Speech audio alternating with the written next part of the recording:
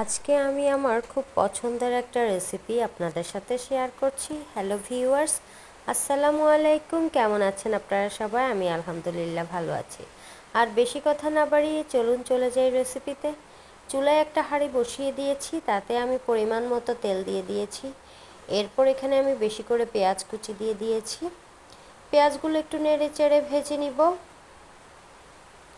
পেঁয়াজগুলো ভাজা হয়ে গিয়েছে। এখন এখানে আমি দিয়ে দিব 1 টেবিল চামচ রসুন বাটা, 1 চামচ জিরা এবং ধনিয়ার গুঁড়ো, হাফ চামচ হলুদের গুঁড়ো, 1 চামচ মরিচের গুঁড়ো, 1 চামচ লবণ। মশলাগুলো দেওয়া হয়েছে। এবার আমি ভালো করে নেড়েচেড়ে মশলাগুলোকে একটু কষিয়ে নিচ্ছি। এখন এখানে আমি সামান্য পানি অ্যাড করে দিব। পানি অ্যাড করে আরেকটু কষিয়ে নিব। এখন এখানে আমি 3টে কাঁচামরিচ দিয়ে দিয়েছি। এখন আমি কিছুটা চিংড়ি মাছ দিয়ে দিচ্ছি, দিয়ে একটু কষিয়ে নিব।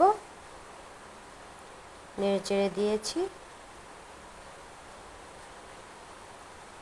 এখন এখানে আমি দিয়ে দিব কিছুটা বুটের ডাল। বুটের ডালটা আমি আগেই সেদ্ধ করে রেখেছি, হালকা সেদ্ধ করেছি। আমি এখানে হাফ কাপ পরিমাণ বুটের ডাল দিয়ে দিয়েছি। দিয়ে বুটের ডালটাকে কিছুটা মশলার সাথে কষিয়ে নিচ্ছি। আজকে আমি আপনাদের সাথে রান্না করব পানি কচু। পানি কচুর যে কাঠটা আছে সেটাকে আমি কেটে হালকা সিদ্ধ করে নিয়েছি। ডালটা কষানো হয়ে গিয়েছে। এখন এখানে আমি কচুটা দিয়ে দিয়েছি। কচুটা দিয়ে নেড়েচেড়ে একটু কষিয়ে নিব। 2-3 মিনিটের মতো আমি কষিয়ে নিচ্ছি। কচুতে সবসময় আপনারা গরম পানি দেওয়ার চেষ্টা করবেন, না হয় গলা একটু চুলকায়। গরম পানি দিলে আর গলা চুলকায় না। এখন এখানে আমি 1 কাপ পরিমাণ গরম পানি দিয়ে দিয়েছি। দিয়ে একটু নেড়েচেড়ে ঢাকনা দিয়ে দিচ্ছি।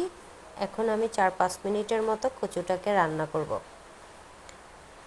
4-5 মিনিট পর ঢাকনাটা উঠিয়ে আমি আরেকটু নেড়েচেড়ে দিয়েছি। কচুটা আমার প্রায় রান্না হয়ে গিয়েছে। এখন এখানে আমি কিছুটা ধনেপাতা কুচি দিয়ে দিব। কচুতে আমি একটু ফোড়ন দিব, তাই আমি পাশের চুলায় একটু রসুন আর পেঁয়াজ তেলে ভেজে নিয়েছি। এখন আমি ফোড়নটা কচুতে দিয়ে দিব। ফোড়নটা দেওয়া হয়ে গিয়েছে। আমি চুলাটা বন্ধ করে দিয়েছি। দেখুন কতটা সুন্দর আর কতটা মজাদার দেখাচ্ছে। আমার রেসিপিগুলো যদি আপনাদের ভালো লাগে অবশ্যই আপনারা আমাকে সাপোর্ট করবেন, সব সময় আমার পাশে থাকবেন। আপনারা সবাই ভালো থাকবেন, সুস্থ থাকবেন। আল্লাহ হাফেজ।